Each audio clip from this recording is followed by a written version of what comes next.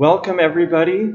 My name is Joseph Arndt, and I'm the Dean of the Tulsa AGO. It's my privilege to serve as Dean of this chapter, which has so much energy, and we are really looking forward to offering a new season just a little bit differently than we have in years past.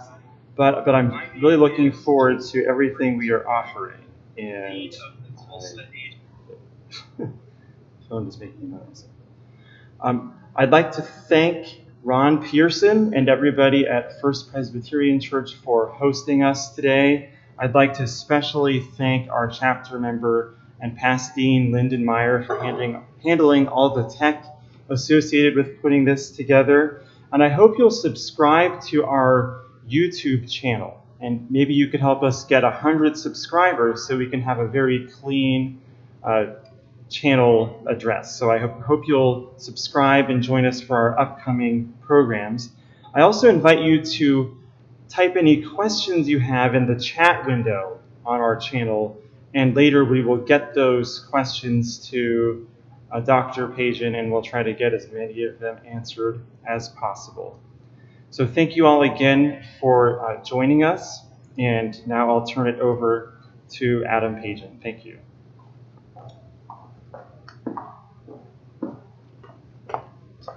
Well, good morning. It's a pleasure to be here, especially to be here at First Presbyterian. Thank you so much, Ron, and to the community here for welcoming us in this beautiful instrument.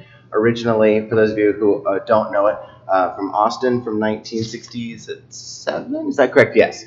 And then rebuilt by Foley Baker in 2014, I believe. A really, really beautiful instrument, serves this community well, and will certainly has plenty of tonal resources to be able to guide us through our discussion today of hymn playing. And I also want to say a special word of thanks also to the Tulsa AGO for bringing us here today, and a few folks in person, for those of you who can't see, distanced and masked, and grateful just to be here. It's also nice to have people to interact with, because just talking to the vacuum of a camera can be a little strange sometimes, so glad to have a little bit of interaction, if not a perceived smiling face behind your cloth. And also a special thanks to Elizabeth George at the AGO National for reaching out to us to be able to make this available to all of our chapters. Hymn playing is just key. It's an essential component of what we do as organists. I dare say that probably 95% of us who study the organ are church musicians in some capacity or another, and hymn playing is the bread and butter of what we do. But I think oftentimes we end up kind of putting it to the side a little bit because we're focused on the anthem, which we should be really concerned about the anthem, or we're focused on our prelude or postlude, which we should also be concerned about. But our primary responsibility as organists to our congregation is to accompany congregational song. So I think even if it's something that we've been doing for 10, 20, 30, 40 years, it merits special consideration and renewed energy from time to time, just to make sure that we're still providing that core service to our congregations, that we're really doing our job to the fullest of our abilities and with the maximum of creativity, but also with a maximum of consistency. I think it's really key. So just of those of us who are here, and you can also virtually raise your hand, how many of us have organ degrees? Okay, so most of us. And within that, how many of you studied hymn playing within your organ degrees? One of them along the way. Right, okay. I did too. But the question, how were they taught? Did teachers come to you and say, here's where you should tie notes. Here's how you should count at the end of a stanza. Or I used, as an undergraduate, the hymn playing manual by David Heller. Great introductory resource. And fortunately, I think now there are a lot more resources.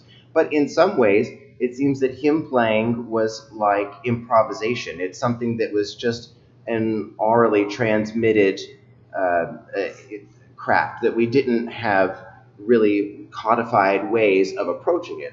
And so for me, I like to approach hymn playing the same way I approach articulation of Baroque music, for example, that we have a certain set of quote-unquote rules or norms that we follow, because it enables a certain amount of consistency that we can count on, and then we can build on from there. So personally, I was on the bench when I was 12 years old playing 3 masses a weekend. And so I've been at this for more than 20 years. But when I was that age, nobody stopped and said, hey, this is how you play a hymn. It was just, I listened to our church organist and sort of imitated what I heard. Also grew up in a really contemporary congregation where it was, I would say, mostly post-Vatican II style music and a much more limited body of traditional core repertoire. I hadn't even heard of this guy Palestrina until I was almost at the end of high school. That was a life-changing day. So that we're learning a lot of these kind of conventions just as we go. And so I think that we can identify some really concrete ways to approach it that will help make, again, more consistency for our congregation. So sometimes we just sort of survive out of means of necessity. I know a lot of pianists who were pushed on the bench because they needed an organist at the church and somebody had a keyboard facility, and so they assumed it was the same. We can debunk that myth too, but that's another talk. Okay. So my undergrad teacher, Charles Tompkins, said, good hymn playing is good organ playing. And gosh, if he didn't just nail that. Why? I say that to my students at OU too. This is just, what is it about good hymn playing that makes you a good organist? Certain basic things that are present in hymns, right? So we've got harmonic progressions that are predictable and understandable, and that follow the conventions of the sorts of things that we would study in theory classes. We've got good voice leading. You don't find parallel octaves and parallel fifths strewn through the traditional body of hymnody. We build basic core technique components. How do we keep one voice legato while reiterating another one?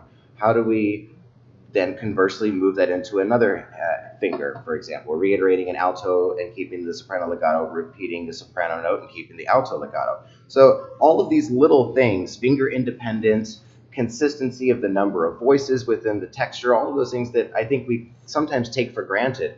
But when we're really managing those details with a lot of intentionality, you're building technique that translates to all of the rest of your playing.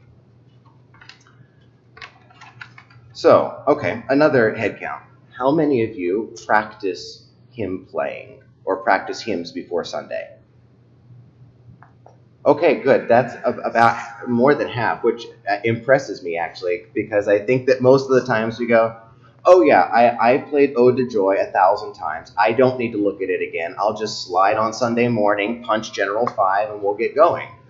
I mean, right? I mean, and some of that is practicality also, because if you're playing How Lovely Are the Messengers, you need to spend a little bit more time fiddling with Mendelssohn than you do with Beethoven's Ode to Joy, which you know like the back of your hand. And by the same token, how many of you practice preludes and postludes? Okay, every hand went up for that, right? So interesting that even though it's not the thing that is the most important thing that we do, that not that the prelude isn't important, and not that the postlude isn't important, but in several congregations that I've played for, if I'm playing a Bach fugue that's 7 minutes, most people are gone by the end of the exposition. And so I'm playing the rest for Jesus. I sort of joke to say, well, God's still listening, so I'm going to finish it anyways. I practice those things with quite a bit of focus because they require it. However, you've just played 3 or 4 hymns for a congregation, perhaps with not as much care as we ought, or as much attention as it deserves. So I think don't overlook those basic components. Don't simply assume that because you played a hymn 100 times, that the 101st time might not be different. That you might pick up on something in the text, you might pick up on something in a registration that day that changes your perspective and makes you breathe a new extra life into it. So don't shy away from practicing those hymns, even if it's something that feels really common and comfortable for you. Because when our communities come together, our corporal worship really is consummated in congregational song. And so we are in some ways the glue that binds our worship together. And so to treat our hymns with any less care is to really do them and to do the congregation, I think, a big disservice.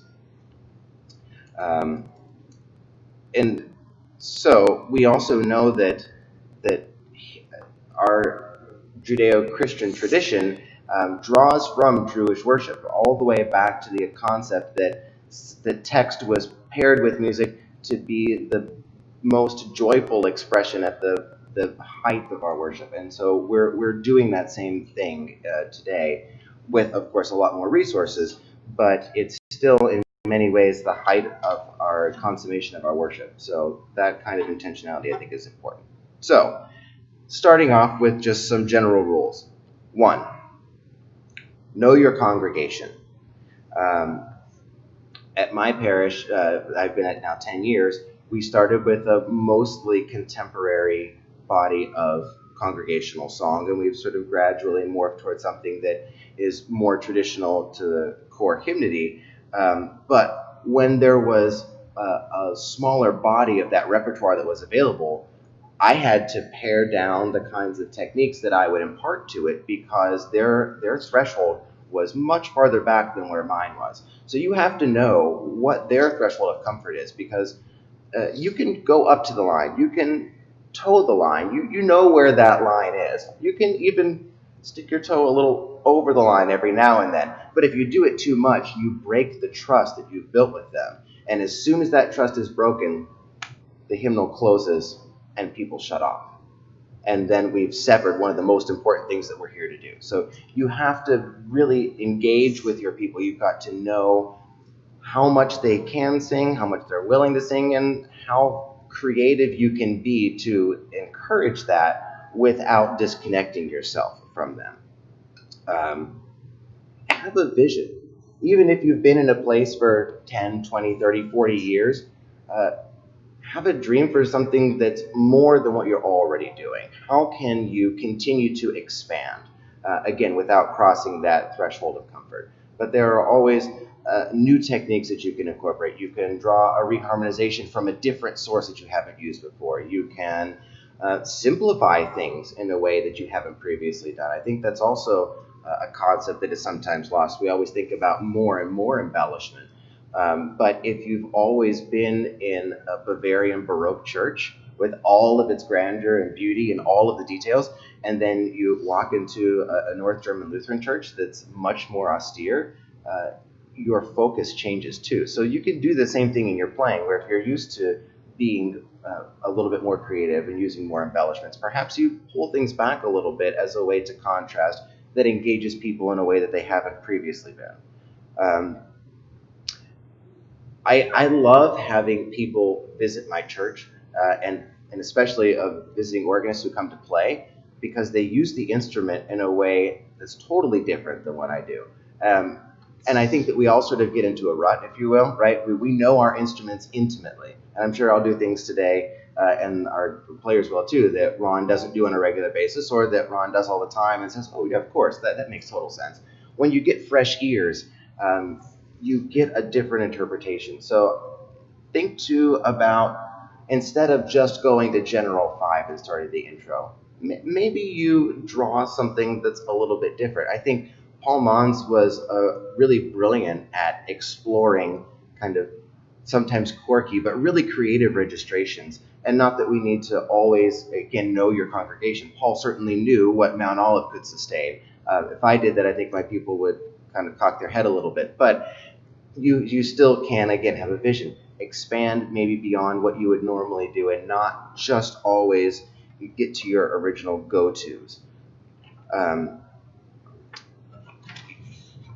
It'll always change, of course, based on your situation. And if you're going somewhere different, somewhere new, I always try to err on the side of caution, right? Again, don't break that trust, because I don't think a congregation ever said, well, golly, that hymn playing was so boring, I'm just not going to sing at all. They'll sing with you if you give them a solid tempo, predictable breaths, registration that doesn't overwhelm them, right? Discretion is the better part of valor. So If you're going somewhere different, perhaps be a little bit more conservative, but I think also seek to know that congregation in the same way that you would seek to know your own, which we obviously can't do in an extensive way if we're a visitor somewhere. But to know a little bit about the tradition can certainly inform what you do, how much you do. Do you have support of a choir? Does your congregation sing in parts? Show of hands, do any of you have congregations that sing in parts? Yeah, okay. So that's not part of any congregation that I've been at, but I know that my high school piano teacher told me that at her Presbyterian church, there was a gal who sat at the end of her pew every Sunday, of course, because we all have our marked pews, right? I mean, they're pretty much stamped into the pew cushions. And she would always sing the tenor line up an octave in the soprano range. Which, first of all, I would love to go to that congregation because I think it's fascinating. I remember, again, sorry to reminisce a bit, in high school, went to a National Pastoral Musicians Conference and heard for the first time the hymn tune Nun kom der Heiden Heiland. And there were 4 parts printed in the program, and there was this amazing tenor sitting 2 seats over, singing the tenor part, and it just blew my mind to hear people singing these things in 4 parts, right? Depending on your background, that might be a new experience or an uncommon experience for you. So my congregation sings in unison, my choir sings in parts until I give them this little sign, which means it's a U for unison on the last stanza usually, and then I go off into a reharmonization world, and they're accustomed to that. And the community is also accustomed to that. But that's also building a long-term trust with them about what we're going to do and sort of what their expectation can be. Do you have an instrumental ensemble? Yes, okay. So if you have an instrumental ensemble, you're bound quite a bit more by what you're able to do. I have a volunteer brass quartet that in normal times plays with me on Sunday mornings, and so they'll play the SATB parts, and then I write out unison parts for them, so on the final stanza they're playing only the melody, and I can still venture off into reharmonization world. There are so many different parameters that can influence and control just how much we're able to be creative. Again, don't go so far that you lose your singers. We can get excited sometimes, but that's that line in the sand to tow it. But there is certainly the point of no return where we get too much attention drawn. And the minute that we do something that's too kitschy or too far out of the norm, people's attention is drawn to it, and it's drawn out of the rest of the body of the hymn. I had a pastor once who said, anytime that we do something in our liturgy that is really unusual or unexpected, it draws attention to itself and the prayer is broken because people are focused on that one thing that is a bit unusual. So, yes, be creative, but don't go so far that you draw attention to yourself, right? We just need to be agents of the music. We're there as the orchestra for the congregation to sing with, not as the soloist on the stage. And sometimes, again, those lines get a little bit gray, but I think we always need to remember what our posture needs to be as one of support.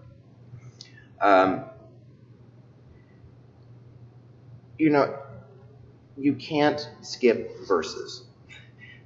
Some people disagree on this, but good hymnody is good theology, right? If you read through the entirety of a text, it's got something to say. And I know that I've had several weddings or funerals where somebody's wanted the Ave Maria, and especially if there's a guest vocalist who sings, oh, well, I only sing the first verse. And I said, well, there's no such thing as a first verse of this. It's a complete text. The Ave Maria is the Hail Mary prayer. It would be like saying, Our Father who art in heaven, hallowed be thy name, the kingdom, the power, and the glory. It doesn't make any sense. The same thing is true in a hymn. If you've got most of the traditional body of core hymnody is beautiful poetry. And to read the first 2 lines and then the last line, well, we miss something that's really elemental to it as an artistic and theological whole. So I know that most of us don't have to debate whether or not singing all of the verses is of merit, Normally we're taking that fight up with, or discussion up with our pastors, for example, or a worship team. But I think that we also have responsibility, not only as musicians, but as educators, to our staff members, to our congregation too, to make sure that they understand that this is just like skipping the middle part of the Lord's Prayer if we eliminate a verse. It loses its whole, its unity, and its theological depth. Okay, another rule of thumb for me is assume that your congregation knows absolutely nothing about music whatsoever, because most of them probably don't. And for those who do know something, they might be trained as an instrumentalist, for example, and not as a singer. So playing through Ode to Joy as a trumpeter and singing 4 stanzas of Ode to Joy are two totally different things. I think most people don't sing a lot during the week, right? Your average congregation member. Maybe in the car, maybe in the shower, but that's probably about it. So to come to church on Sunday morning and sing 3, 4, 5 hymns of 3, 4, 5 stanzas is actually really vocally taxing. So we need to be the conductor for them without having a conductor. Of course, if you've got instrumental ensembles, sometimes you do have a separate director. But I think if you're doing your job really well, there's no need for a separate worship leader to get up and conduct a congregation. You're doing that already. I played for a hymn festival once where there was somebody who was conducting the audience, the congregation. And I think I looked, there was a mirror to be able to see him. And I think I looked at the beginning of the first verse to see if he had the downbeat with me, and I didn't look back. Also, you've got a lot more control than they do. They can wave their hands like crazy, but you're really in charge here. That also means that you've got a lot of responsibility in terms of consistency to make sure that they know where you're going to be. So we can't assume that the basic rhythmic values or intervallic relationships are something that are inherent to the people sitting in the pews. Ideally, you've got a core body of hymnody, right? I mean, I think most of us within our congregations, we've got those, name your list of, 40, 50 hymns or so, maybe more. It would be fantastic, but maybe less. I think it's always fascinating to pull out a hymnal and flip through them and say, just identify how much of it you've never seen before and you've never used. And of that, you probably would only consider using 10% anyways. It's dependent on your situation, right? But if you're introducing a new hymn, it can really take a congregation some time. When we first started singing Draw Us in the Spirit's Tether at my parish, we did it in every other week for 3 weeks at communion, just because one time on something new to people who have never seen it or heard it before and who aren't going to see it or hear it again until the next time you bring it to them, that kind of repetition can be really important to building their comfort with it. But we go back to that same sort of core of hymns all the time, and through that, if they've got predictable melody, rhythm, harmony, there are elements in it that are going to translate to pretty much every other hymn that you go to. So, again, the things that I think make up a really successful hymn: a logical melody, not things that have completely disjunct lines, although there are some that have slightly more disjunct lines, like Abbott's Lee, for example. Lord, You Give the Great Commission has a minor seventh in there. It's got an octave. Something like O God Beyond All Praising, which is a fantastic hymn, and a lot of congregations sing really well, but I think also because they might know the melody or recognize it from Jupiter, has a huge range, an enormous range, that if you have never done it before, good luck getting them to do it enthusiastically the first time. But even so, there's a logical progression within the melody that people can sort of latch onto. When there's predictable rhythm. So I know that there are a lot of congregations that do blended worship, and I don't. I've had experience doing it in my current situation. I don't, but there are times where I'll see some praise and worship music or more contemporary music, and I look at the rhythms, and I have to sit there and count out the fourth 16th note of a measure tied across the bar line to a dotted, and I'm like scratching my head, and I think, all right, now I've done 3 degrees in this, and I've got to sit and count out this music. Like, I think those things are hard. Now, granted, also in that style, I think that it's something that becomes more intuitive, and not necessarily that it's specifically the 4/16th of the measure, but that it's the anticipation of the downbeat. But predictable rhythms, not having sort of Lombard rhythms, which I've seen in some things where you've got short, long, short, long. Those are conventions that aren't the most natural, just based on what we're used to hearing in the history of Western music. So having rhythms that are predictable and not sort of unusual. Having a text that is intelligible. There are lots of old hymns that if you read through, especially if there are some in archaic language, that can not necessarily be the most intuitive, right? But sometimes our language has evolved, right? So the word, for example, like pathetic, or so it has a totally different meaning and interpretation 150 years ago than it does now. Know that too. I personally, I like these and thous. I think about the Pentecost sequence.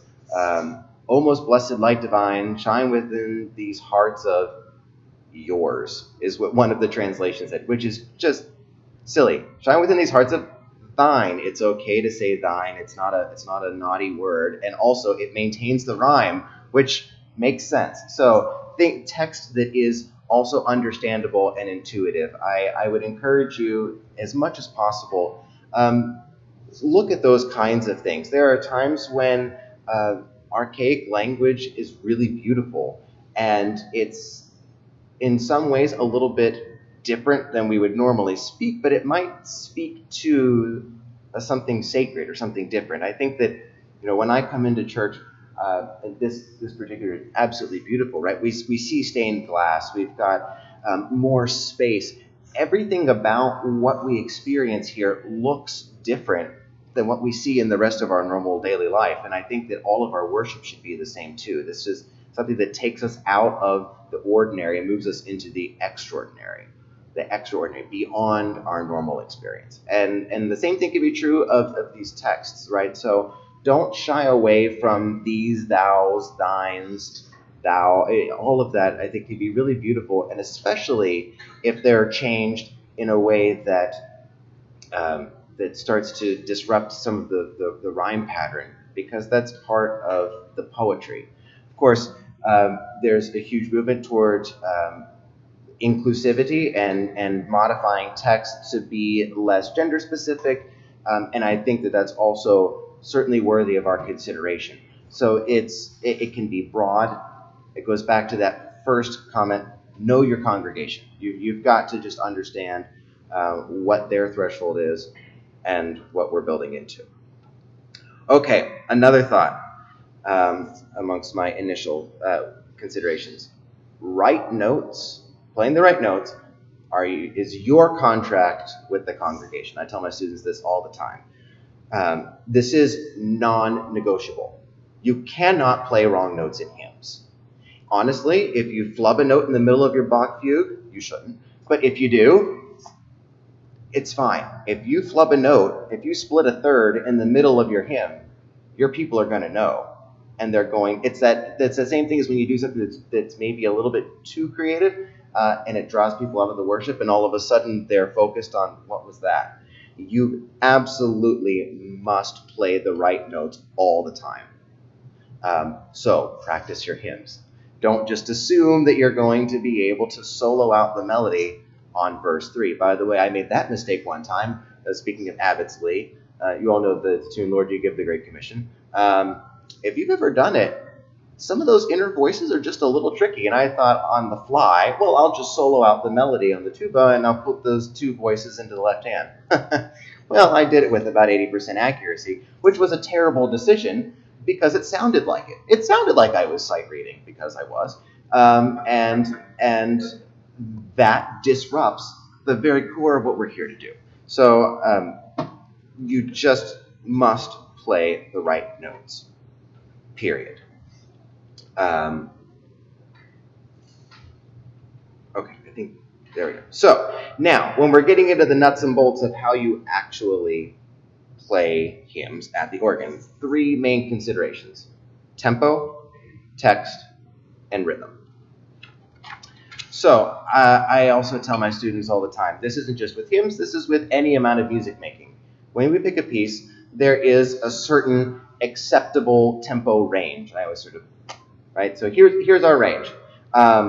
And ideally, we want to be sort of somewhere toward the center of that, right? Because it means that if we need to move the tempo a bit forward to be expressive, or if we need to pull the tempo back, we're always sort of still within that range that enables the musical line to evolve logically. Whereas if we're over here, it doesn't give us very much room to slow down before we sort of fall off. Or if we're over here, it doesn't give us enough room to gain some energy.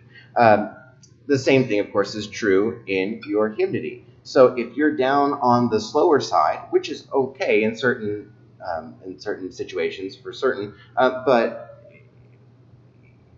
can they sing the phrase? Can they get through an entire phrase? Again, if your congregation members are like most congregation members and they don't sing a lot during the week, breath control is a huge issue. If you take it too slow and they're breathing every other measure, they're not going to be able to understand the musical line, nor are they going to be able to really have a clear concept of what's happening in the development of the text. If they're breathing every measure, everything just gets segmented. Conversely, if you're going too quick, you don't allow them enough time for breaths between phrases, or the text is just getting shot right through, and all of a sudden everything just becomes jumbled. So ideally, your tempo is somewhere right in the middle. Know your congregation.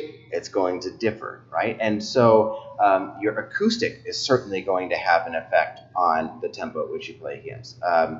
If you're at St. Paul's in London, you're going to play it a little bit differently than you're going to play it at your local parish church that seats 150 people and has pew cushions and a padded roof. So the size and makeup of your instrument can also certainly affect the tempo at which you take hymns. How many people are there on Sunday? When, especially in these days, I know that our numbers are largely reduced and out of necessity, as they should be, but my hymn tempos, I think, have changed a little bit when I've got 200 people. My church seats 1,000, by the way. With 200 people there versus having it being full. Of course, we know that bodies absorb sound, so your acoustic's going to change, and that might change the tempo at which you play if you've got a full church versus a church at 20% capacity. As I said earlier, we are the conductors, so you have got to set a tempo that is predictable and is regular. Another question is, can you sing the phrase? If you can't make it through an entire phrase without breathing, you can forget that they're going to be able to do it. So you've got to think that anywhere that you are, they can do only, let's say, maybe 60% of that. And that's not to diminish a congregation's ability in any way, but it's just to try to be realistic with our own expectations.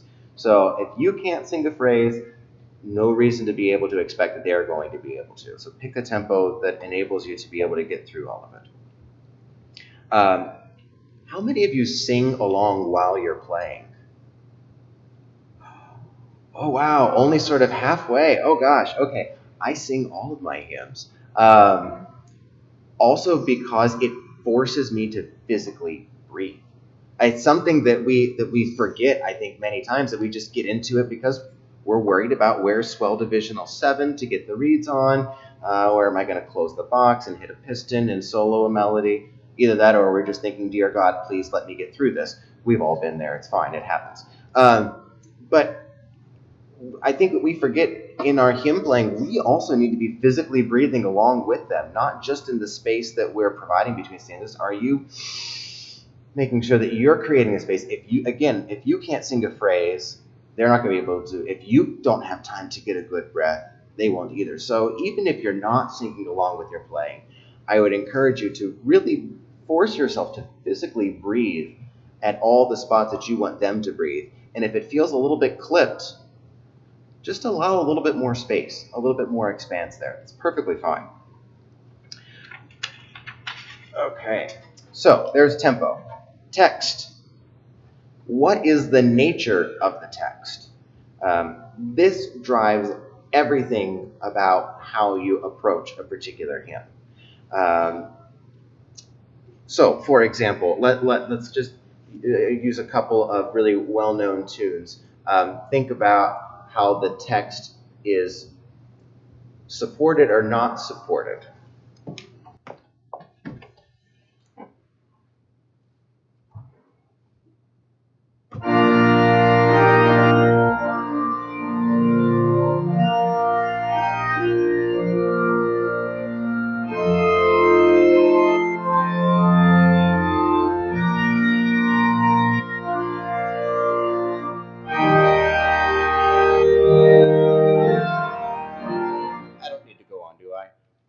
In the same way that we would have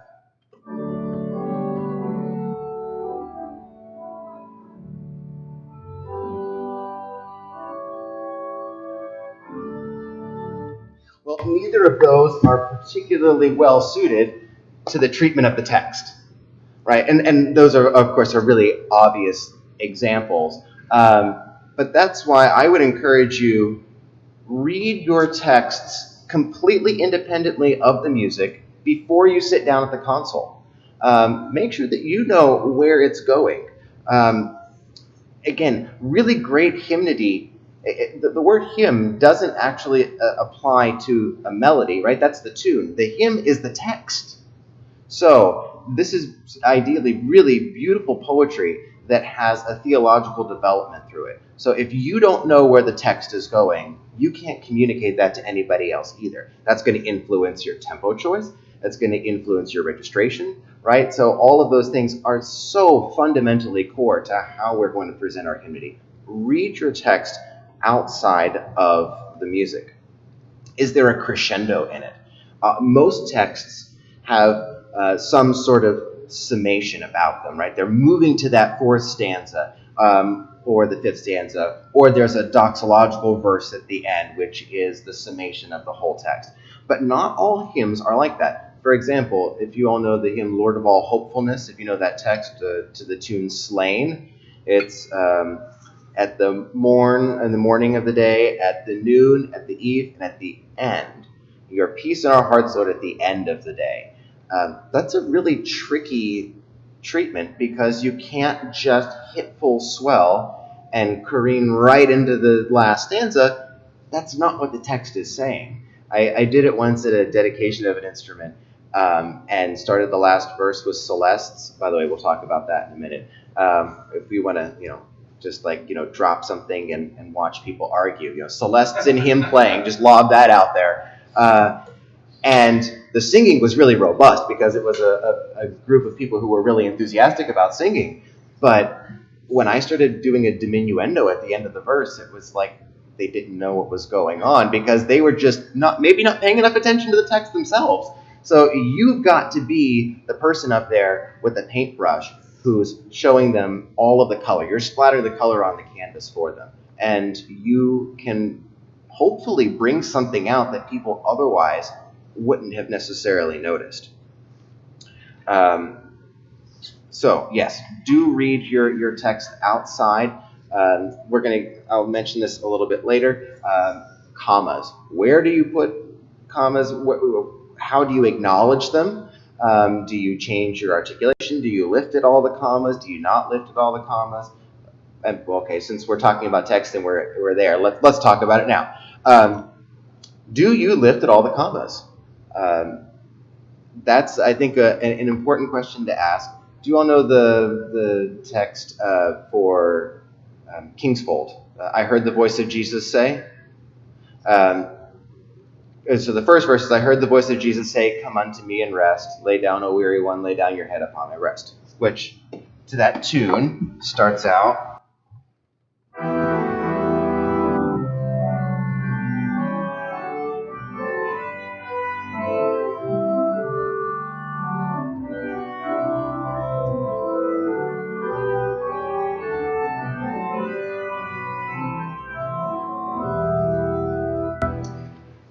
I have to tell you that I was confused for a really long time until I actually looked at the text away from the music about the second stanza. The second stanza is, I heard the voice of Jesus say, behold, I freely give. The living water, thirsty one, stoop down and drink and live. Except that that's not what it is. It's, behold, I freely give the living water, thirsty one. Now, the consideration for us is that doesn't match the musical phrase, right? Behold, I freely give comes to the end of the first phrase. The living starts a second verse, or second phrase. So, do you have a responsibility to try to communicate what the text is saying? Do you want to sing, behold, I freely give?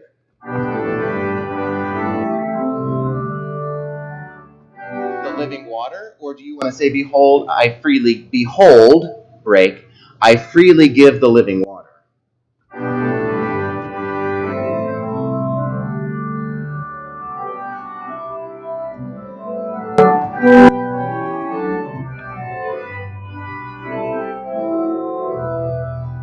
Perhaps you could hear that I was trying to demonstrate actually several commas through there. That's a spot where you could say, well, they're going to breathe. They're going to breathe at the end of that first phrase, whether or not there's a comma there. Sure, maybe they will. And that's okay. I think this is not a one-size-fits-all. This is take every verse, every hymn by its own merits and considerations. But in that instance, in the first verse, I give a breath at the end of the first phrase. And in the second verse, I take a breath in the middle of the first phrase and connect through to try to demonstrate what's happening in the text. And if they breathe, if they sing, behold, I freely give the living water, that's fine. That's fine. But your treatment of it and your carrying through that lack of comma might turn the light bulb on for someone like it did for me after I've been playing that hymn for 15 years before I finally decided that maybe I shouldn't lift when there's not a comma. So think about those kinds of things, because there are also lots of ways to treat that, right? You don't have to be extremely dramatic in order to acknowledge a comma. You can have only the soprano lift. You can have only the soprano and alto lift. Perhaps you reiterate the bass only. There are so many different subtle variations that you can impart that still acknowledge the text and bring out something that maybe they haven't noticed before. Okay, now let's move on to the third thing. So we've talked about tempo, we've talked about text. Now let's talk about rhythm and touch. Most hymns are in a standard SATB 4-voice texture, right? Soprano and alto in the right hand, tenor and bass in the left hand, right? No. Soprano and alto in the right hand, tenor in the left hand, bass in the pedal. Now, if you ask me for a really great explanation of why that's become the convention, I like to also live my life in emojis, and one of those would just be the shrug emoji. I don't actually know why that's become common convention, but it does, I think, lend a certain transparency to the texture. By keeping without having to double also in the left hand that bass voice, it gives you a lot more flexibility too, right? So that you can maneuver to a divisional piston, so that you can pull a stop out of the swell. So that's the first thing, is just don't have to double up that bass voice in the left hand. Keep the bass voice in the pedal, keep the tenor in the left hand. Consistency is key.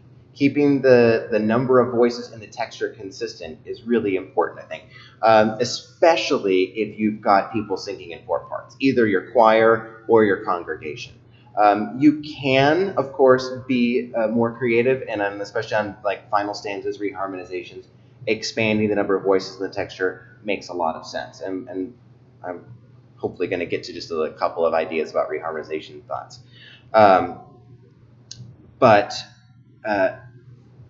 The next thing that we really have to talk about is how to deal with repeated notes. And I tell my students this all the time. The organ hates repeated notes. We are a serial function. It's on or off. We can't do anything with the dynamic to create some amount of subtlety, right, with our repeated notes. So I think about slow releases as one way, because what that really does, even though we're not, unless you're on a really sensitive mechanical action instrument where you really can actually feel the palate close, and I'd say that those instances are actually also pretty rare. And I would also ask you if you really want to feel the palate close every single time, because gosh, that sounds terrifying to me. But otherwise, the idea of a slow release, what it does is it manipulates your time ever so slightly, that you add just a little bit of nuance to it. But otherwise, right, we're on or off.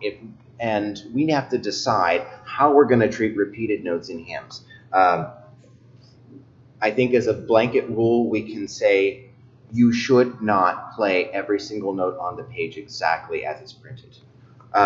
For example, if you were to do that with Ode to Joy, I hope you laugh at this because I do.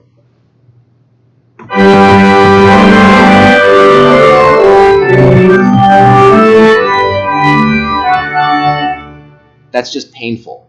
And there's nothing about that that's musical. We're getting hit over the head with every single repeated note.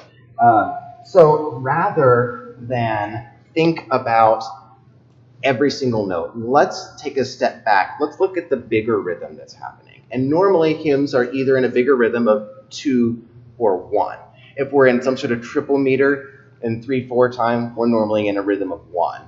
If you're in a duple meter, we're usually in something of 4/4. We're usually in 2. So something else. Think about repetition of notes is like articulation in Baroque playing. And articulation equals space, and space equals accent. That's why that sounds so amusical, because you're getting accents on every single beat, as opposed to something that seeks to give you a broader tempo. Again, assume that they haven't sung since the last time you've seen them. You've got to do something that promotes a long line, both right by picking the right tempo, but also something that gives a rhythm that drives us to a longer phrase, not to every microbeat. So, as a kind of rule of thumb, a way to approach it in general, if you have a hymn in 4/4, the hypermeter is usually like 2/2. Tie common tones within the bigger beat and reiterate across the bigger beat and across the bar line, with the exception that the soprano always gets played as written. So we know that legato is our default touch, right? I mean, that starts with Lemens and Franck in the mid-19th century as a real convention, and that is now sort of our default touch. So we're otherwise playing legato, but reiterating those voices. So if we go back to Ode to Joy, where before we were repeating every single note,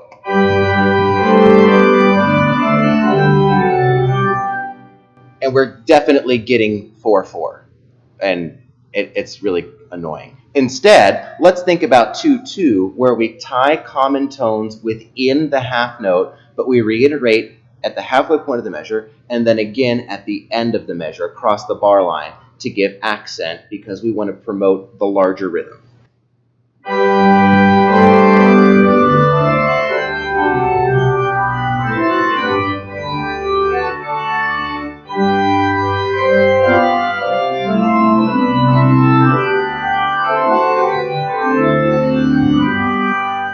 Suddenly, we've really reduced the amount of rhythmic activity in the texture, but we've actually really strengthened the overall projection of the rhythm. That half note becomes much more present, and I think that promotes quite a bit of longevity in the line.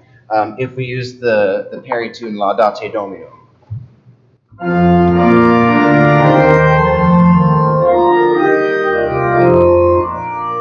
keeping common tones tied within a measure there, as we're in 3/4, does so much to again quiet the rhythmic activity and promote the longevity of the phrase. Otherwise, keep the melody legato. And as I said at the very beginning, good hymn playing is good organ playing. When we're really paying attention to micromanaging those details of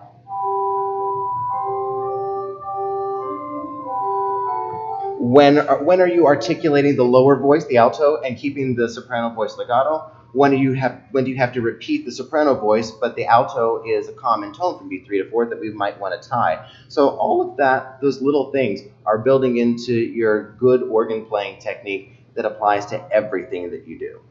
And when you do it that way, as opposed to your worship leader standing up and doing this, you are just sitting here and giving them a giant half note that they can't miss. Even if you know nothing about music, you can sit there and tap your toe to that because it's utterly reliable, it's utterly consistent, and it's not quite so active. So again, thinking about promoting the longevity of the phrase. Okay, what about breaths at the ends of phrases? There's another one of sort of lobby that in and go. Listen to your acoustic, right? So if I'm in small parish church with absorptive ceiling and carpeted floors, I might hang on to that chord just a split second longer, because if you phrase the half note, it might make them feel like it just stops. We have to think about the promoting the phrase. If you're in a much more reverberant space, you might decide that you can allow and should allow that full half note's worth of breath at the end of the line. It's not always a one-size-fits-all, but you've got to just engage your ears at a high level immediately and then adapt. Also, you have to subdivide. Do you all do that? When you get to the end of a verse or the end of a phrase, are you counting your quarter notes? Are you counting down to your eighth notes?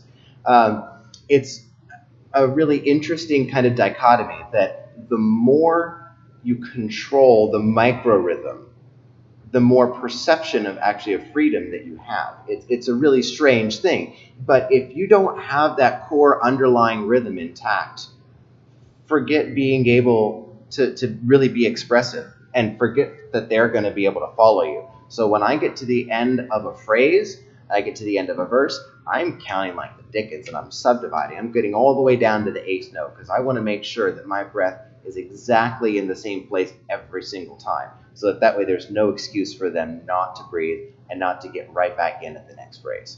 Consistency. This is backing up a little bit to tempo choice.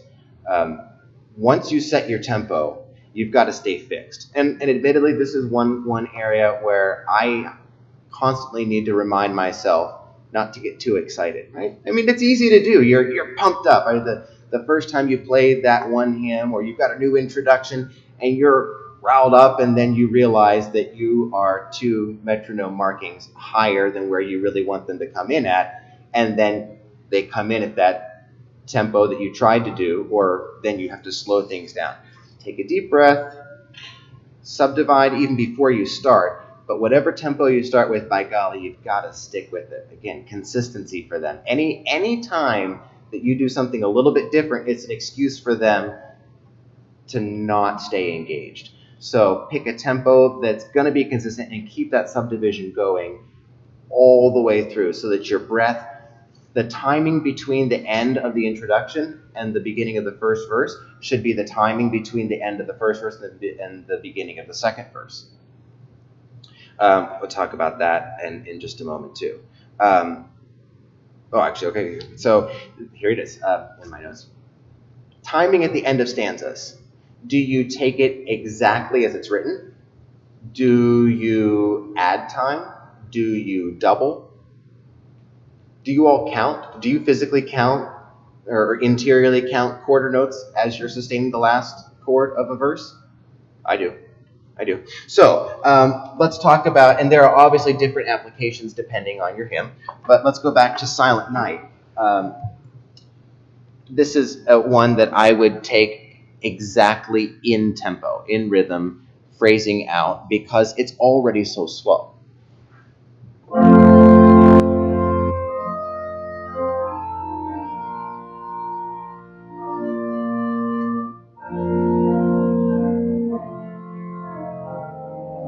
Two, three, four, five, breath, saw. Exactly subdivided and in rhythm. I don't think there's any need to extend. In most scenarios, however, I find myself doubling the duration of the final note. In that case, it would be painful.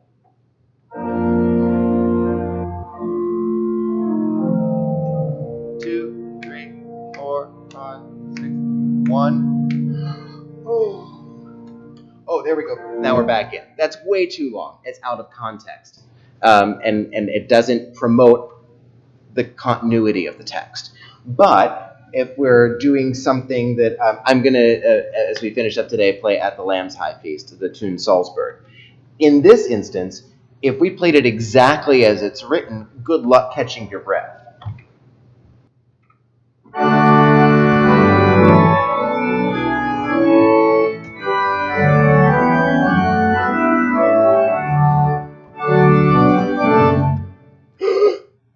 There's just not enough expanse there to be able to get your breath. So perhaps we take it in a normal, this one is a kind of an interesting case because it ends on beat 3.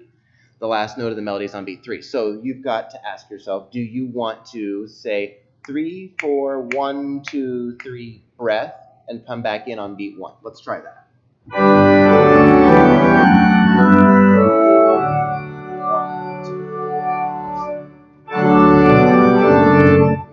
Or what I do in oftentimes in cases like this where we're coming in on beat 3, I make beat 3 a new downbeat in my head, and then I'll phrase on beat 3. So, well, I'll just show you.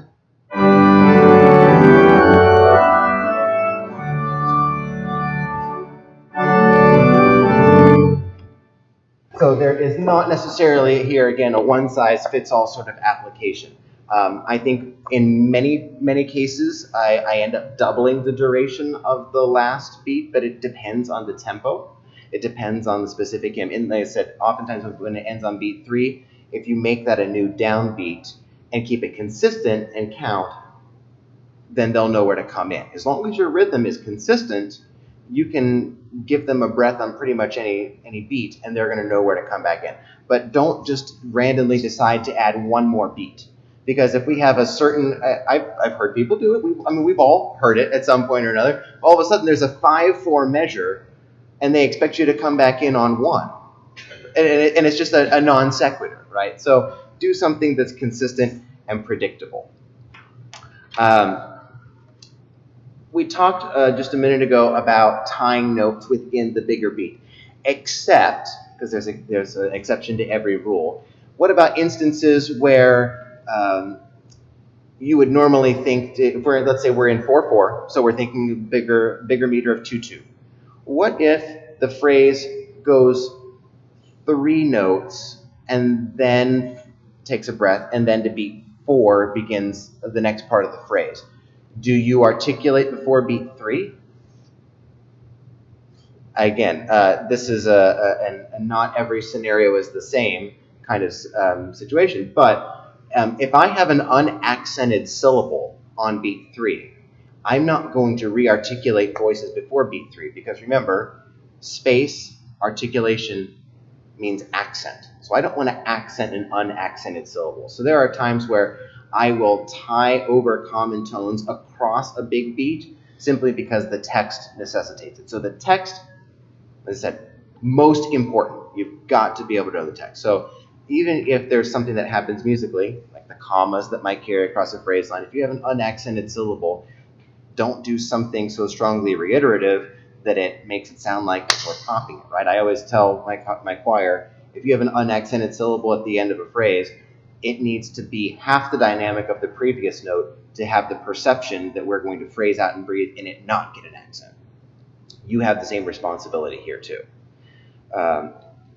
Okay, let's just talk about a couple more things, and then I've got some folks to play. So, in terms of your texture, we talked about consistency of texture. 2 voices here, 1 there. How many of you drop a pedal on verses of hymns?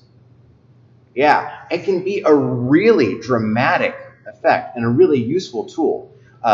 Don't forget, bring everything into the manuals. That's the one part where you have to play 4 voices in the manuals, because we can't just not give them a bass part. That also is practice your hymn, because if you just think that you're going to be cute and drop the pedal out, and you didn't think about that extra substitution in the left hand all of a sudden that the bass voice has to come into. Plan in advance. That can be really useful. How many of you drop out? Just completely a cappella? Yeah, say it. No, remember what I keep going back to the same things. Know your congregation. Some congregations would think that the organ's broken or that you are broken. And maybe we are anyways. But, yeah, so you've got to give them some consistency. I would never, for example, in Salzburg, come through and expect them to sing the third phrase a cappella if I came in with this.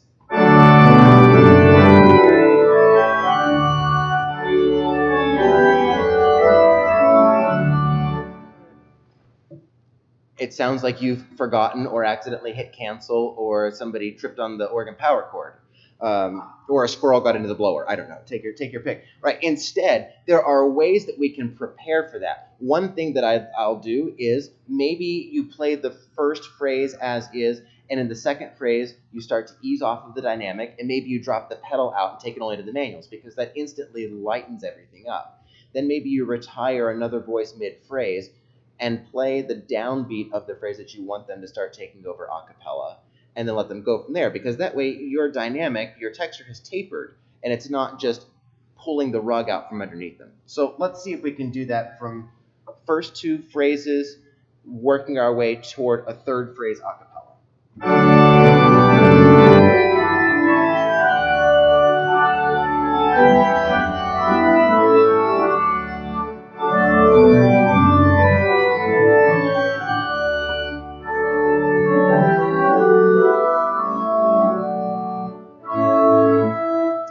For example, I think that that's a much more approachable way to get us toward something that's not going to just surprise the heck out of them. And maybe they'll keep going.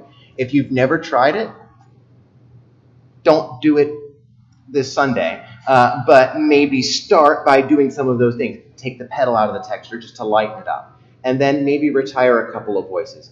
And then maybe try it where you play only the melody with them and leave out the rest of the voices. And then the next time, take everything out and see if they go. If you've never listened to your congregation, this is, of course, assuming we have a congregation here. If you've never listened to them sing without you playing, it's magic. And in Silent Night, that's one of my favorite things to do. When we get to the second phrase of the third verse on Christmas Eve every year, I just close all the boxes and just drop out and listen to them sing. Do it with something that's really familiar to them, and they'll just go for it. They won't even notice that you're not there. It's really, really a beautiful thing. Know your instrument. You've got to be able to just know inherently whether or not that great mixture is going to part their hair, or if it's going to be the crown on the ensemble.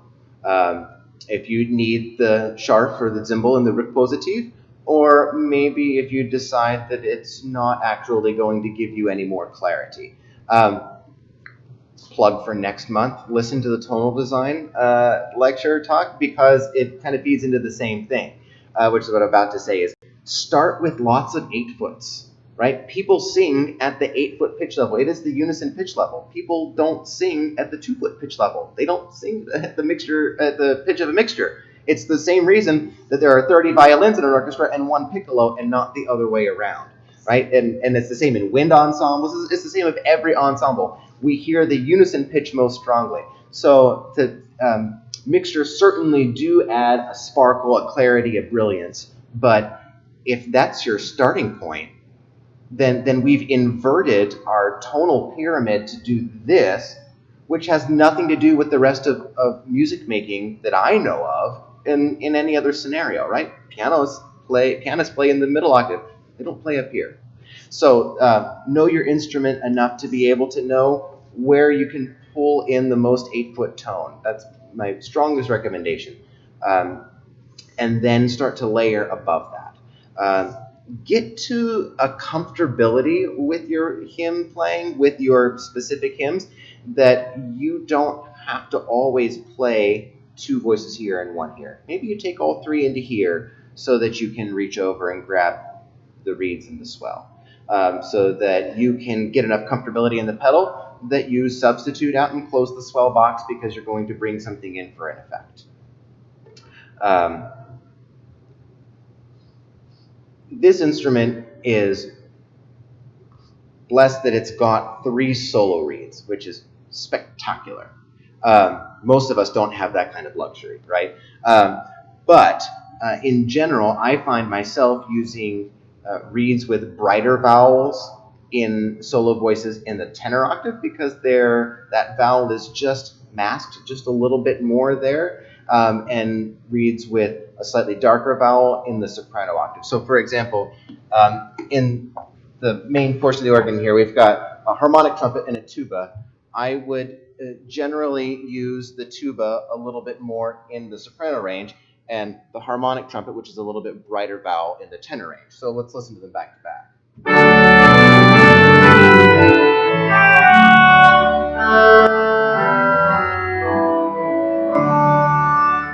Certainly not to say that you couldn't do it the other way around too, but I think that the amount of fundamental in the tone should influence how you decide to disposition in the tenor or soprano octave. I have, when I sit down to any new instrument, when I'm getting my generals going for hymn playing, I have sort of a set of about 4, 5, or 6, usually 5, that build me up from fundamental up to including the swell mixture. But I don't actually set hymn generals that do any more than that in most cases. Everything else then I've got set on a divisional crescendo. And I know that swell 8 is full swell, it brings in the reeds. I know that great 6 brings on the great mixture if I need it. But I think in many cases, in a general sense, building up from 8s on the first general, adding the 4-foot principal on the second general, adding the oboe and maybe the great 4-foot on the third, the 2-foot and the great on the fourth, and then up to the swell mixture on the fifth, is as much as I normally have in my usual hymn playing. So what I've been using as my demonstration so far is about where I go. That's without the great mixture in the picture at all. Now, that doesn't mean that it can't be really useful, and maybe since I'm not the resident musician here, maybe on Sunday morning that's my plan, and I get in, and they're singing so much that it needs more brilliance to cut through, but I know that, boom, great 6 has got the mixture, there it is, and we're able to carry on with them. So I don't know if you all normally have that sort of graded set of generals, but I do all the time. I also know that the tuba's on 7 and solo 7, the harmonic trumpet's on 8. Be comfortable with that enough that you can maneuver pretty quickly between your various registrations. And, we all do it. Maybe you do just sit down, punch swell or general 5, hop onto the great, and we're off to the races. And that's not necessarily a bad thing either. But don't let that lock you out of creativity. Let the text influence your registration. I went to St. James Cathedral in Seattle about 10 years ago, and going back to I Heard the Voice of Jesus Say, was the opening hymn. And the organist did something that totally blew my mind. If you read that text, I heard the voice of Jesus say, then Jesus says, quote, come unto me, and he soloed the melody every time there was a quotation. And it utterly blew my mind, and I've done it every time since then. Thank you very much. And I also give credit where credit's due, right? So it just didn't expect it, and even as a musician, where I'm telling you, read the text outside, it never occurred to me. Let the registration make the text full, bring it to its fulfillment. I think that I probably do more than most people would, and some people would think maybe it's distracting, admittedly. Know your congregation. My people are used to it, and we've built up to it over the course of 10 years. So I'll show you later in at the Lamb's High Feast with Hell's Fierce Powers Beneath Thee Lie. I've got a Walker Digital with a really nice and not offensive 32-foot bombard. And so when Hell's Fierce Powers come in, I pull it on and it rumbles around down there. And I had someone come up to me after Mass and say, oh my gosh, I heard Hell. It was fantastic, right? So you can do something, and I'll do it for you here today. This one's, I probably wouldn't actually do in church. It might be a little robust here, but for the sake of demonstration, I will. when we get the powers of hell, pull in the swell reeds. Why not? Something that gives it a little bit more grit. Or in At the Lamb's Eye Feast, Death's dark angel sheathes his sword. I start with the swell reeds in, and then I close the swell through the phrase because it's the sheathing of the sword. It's the retiring of that intensity. That's starting to go pretty advanced, I think, but there are so many opportunities to be able to use the instrument to your advantage. I had a teacher once who said, don't use the tuba every Sunday. I disagree. I love the tuba, and by golly, I think it's fantastic. And especially if it's a hymn tune that's maybe a little bit less familiar, golly, solo out the melody. But solo melody means just that, one. So you must take the melody into your right hand, and you must accompany the alto and tenor in the left hand. Again, like Abbott's Lee. I wouldn't suggest doing it on the fly. Make sure you practice it in advance. Now, another thing that you can do, as I was just saying, is about putting things in a different octave. Have you ever tried taking your hands on a solo melody and doing this? Where you play the melody in the tenor octave and the alto and tenor up an octave? It gives you an instant descant without you having to do any extra work.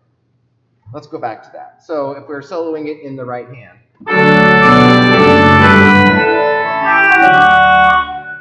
let's switch it around. So we're going to take the alto and tenor, just as we had, transpose them up an octave, and put the melody into the tenor octave.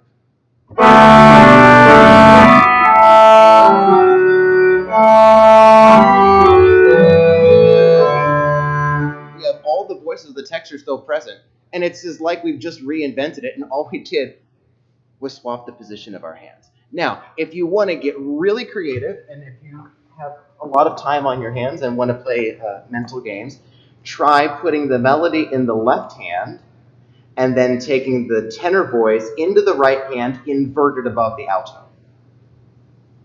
Yeah, it's as hard as it sounds. And I think that, quite frankly, for your time and for the meat for your money, it's just easier to swap your hands into different octaves. The last thing that I want to talk about right now, and then I was going to talk about reharmonization, but I'm running out of time vastly quickly. Last thing to say is there are hymns that have upbeats. There are hymns that have 2 downbeats, in my opinion. So I know that Brock's going to play Aurelia, the Church's One Foundation. That, to me, is an upbeat. Church, but I think about a hymn like Mit Freudenszeit, Sing Praise to God, or Lass uns erfreuen, All Creatures of Our God and King, for example. They have 2 downbeats. Like, that upbeat is so strong that it gets the same amount of weight as the downbeat itself would. So, for example,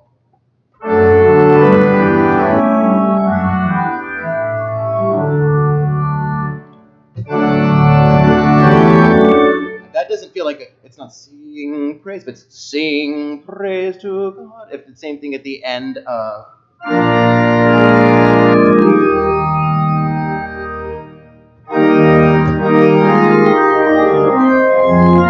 the weight of that really just necessitates that there essentially are 2 downbeats. So don't shy away from having that much strength in the reiteration of the rhythm when it calls for it.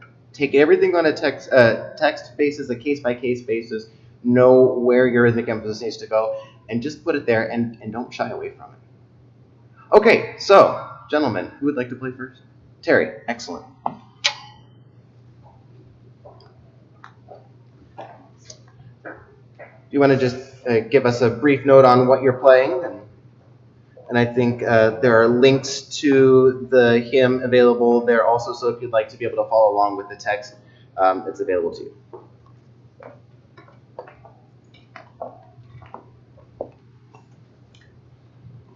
Okay, I'm going to be playing the tune Ebenezer, and the text is, "Oh, the deep, deep love of Jesus."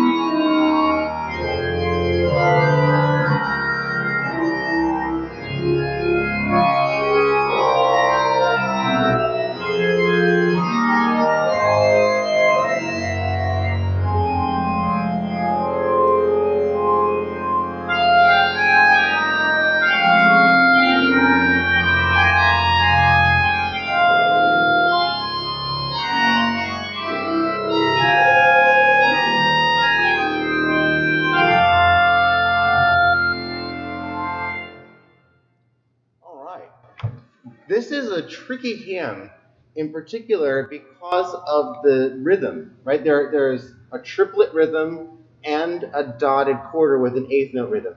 Yum, yum, ba, ba, bum, ba, dum, bum, bum, bum, bum, bum, bum, bum. So micromanaging those interior rhythmic differences is really important.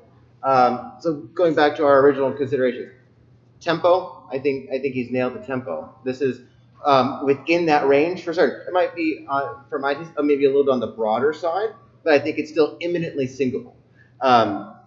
Your registrations are matching with the text. I would encourage you to perhaps think about tying over some of the common tones, especially when it's on an unaccented syllable. So, oh, the deep, deep love of Jesus. Since thus is on beat 4 and it's got a repeated note in the pedal, I would tile those common tones because we don't need to give extra weight to it. We want to save it for the beginning of the next phrase, or next part of the phrase. And then something I want to ask about is what your thought is on breaths interiorly. So how long is the phrase? So the phrase is 2 or 4 measures? 4 measures. 4, right, okay. Do you think they're going to breathe after Jesus in the first, after 2 measures? My congregation probably will. Yeah, I think almost all of ours will. Yep, absolutely. So you want to still continue to promote the line, right, the longer phrase, but also in every stanza we get Jesus there with an exclamation point. So you might consider, say, phrasing the melody, soprano note only, but keeping the rest of the voices consistent, because we want to still tell them, no, it's not just stopping here. We're going to go on for another 2 measures, right, for the whole phrase. But it gives just a little bit of levity in the texture. Maybe try that and tie over beat 4 in the end of the second measure to de-emphasize it just a bit.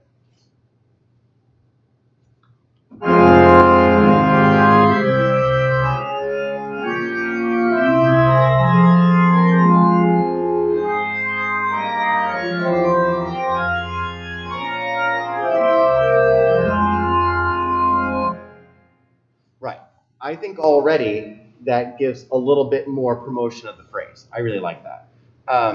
There's something else that Terry did, and I didn't talk about, but you should absolutely explore, is using other sources, right? So your creative introductions can be simple on your own, or you can draw so many great techniques out of resources that already exist.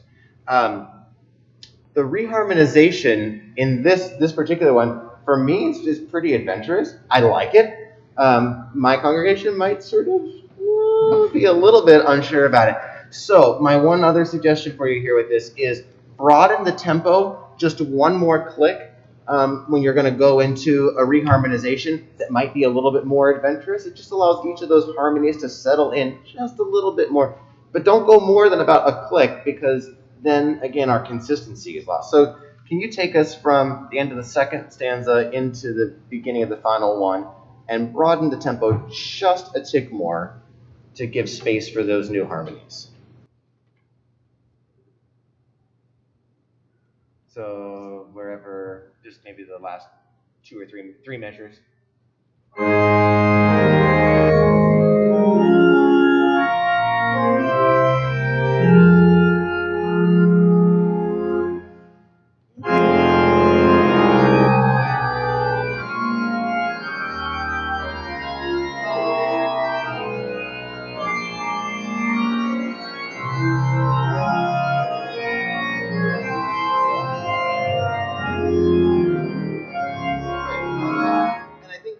Help some of those additional dotted rhythms from sounding like they're getting too quick. It just gives a little more gravity and weight to all of them.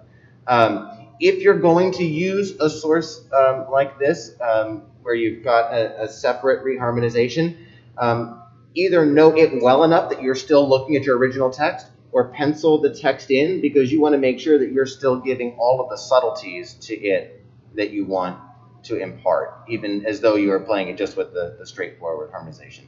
Notice that Terry kept the timing exactly as is. 1, 2, 3, breath. yum, bum, bum, bum, bum. And it was consistent every time, so we knew exactly where he was going to be coming back in.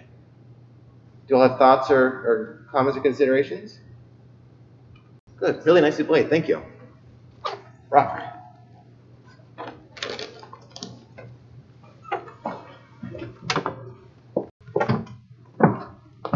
That's a really underappreciated tune.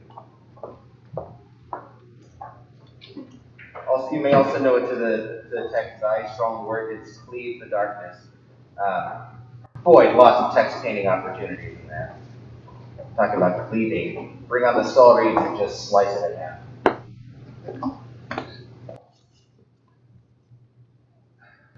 So I'll do a half, well, just for the fogging. Yes, so I'm Brock, and I just wanted to let the people that are here know that you can follow along on 442. I'm actually doing it in E flat, so it's in the key of 443, but the words of 442, and I'm doing 5 verses. I'm using the hymnal 82, which has the 5 verses, the 4 here, and then the 1 on the bottom. And after what Adam said, I hope I'm doing any of this right, but anyway, so there you go.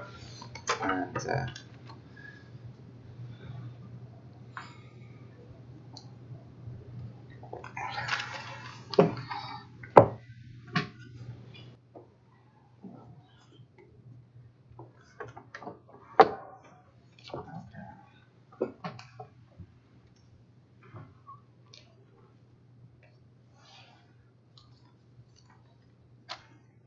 all right.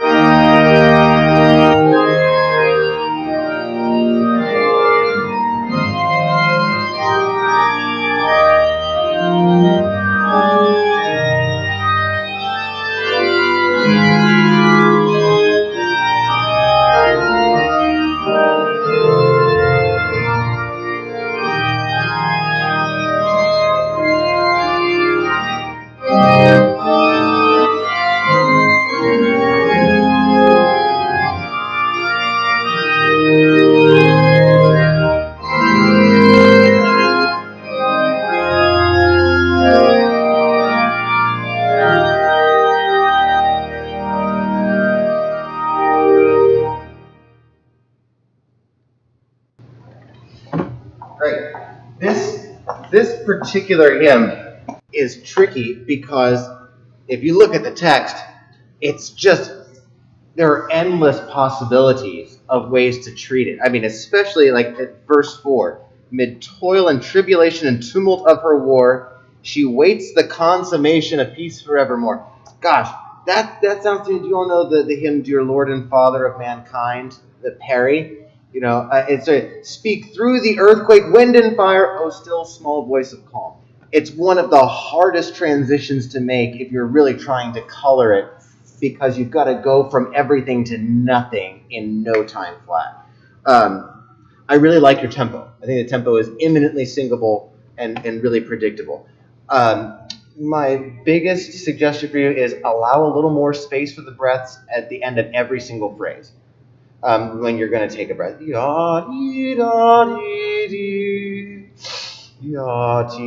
you can almost shave an entire quarter note off of there, I think. And especially because in this acoustic now, as it is with us in here, there's a nice ring in the room. And it even though you're maybe at home that's the right amount of space, in here, it feels like we just need a little bit more expanse for that. So you're saying at the end of every... At the end of every single phrase, yeah, I would allow just a little bit more space for fullness of breath. And especially as a pickup from this is one of those ones where I do feel like it's da, ti, right? The beat 4 is really a pickup to 1. I would re-articulate everything across that bar line. Can you try that coming out, let's say, out of your introduction to the first stanza? Yes, and by the way, I totally messed up the improvisation between 4 and 5, and I had some parallel voices, and I'm like, oh, this is just a typical song. Hey, once you're in it, you gotta keep going. There's nowhere to stop. So you mean basically? Now do it with a little bit less affectation. Just let it be a little more natural. Don't think so much about it. Just lift the voices. No, I don't think that's too much to you all. No, I mean, all of a sudden now we've got a little bit firmer grounding on the beginning of that first downbeat, which is so important. Yeah, can you just take like the last 2 measures of one verse and circle back around for the beginning of the next one so that we get both the timing between the stanzas, a little more breath, and that strong reiteration.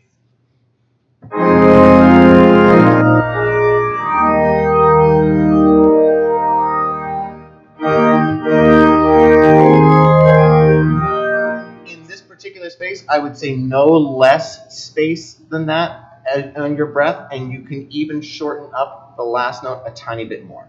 Not shorten the duration, the overall timing, right? Because your rhythm has got to be consistent, which it is. But the amount of space could be even just a tick more for my taste. Okay. Can we come back and try that one more time?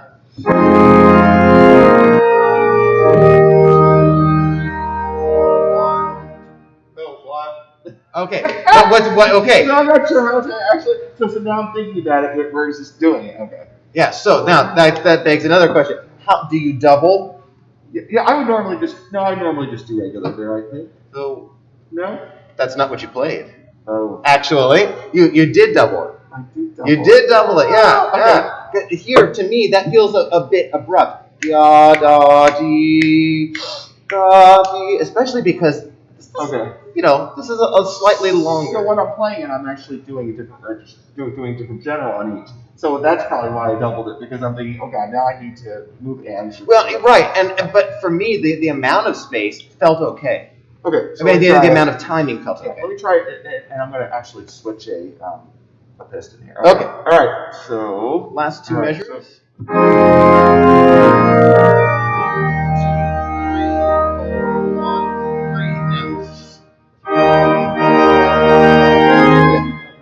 That for me is not too much. As long as your rhythm, you're subdividing, you're keeping it going underneath. So every verse though, you would do like basically 7 beats on here, but you would slice the 7 short. So it would be like 6 beats and maybe a 2 beat rest, or I mean not 6. It would be at least a quarter note rest. If not a dotted quarter. Right, if not a dotted quarter, but absolutely. And whatever number of beats you want to impart, got to be the same every single time. He played an interlude, and gosh, we're just getting into the weeds. So there's too much to talk about. We'll have to do this in version 2.0 and talk about introductions, interludes, and reharmonizations, because that's an entire another hour and a half on its own. The only thing I would say about that is make sure that if you're going to expand, that your interlude starts on the downbeat of the last measure, so that you're already changing before they get ready to start the next verse. So holding the chord wasn't enough? What I was just thinking is, like, I like to start, sometimes because we almost always have an authentic cadence of 5/1, often I will keep the dominant in the pedal so on maybe the last. Something instead, maybe.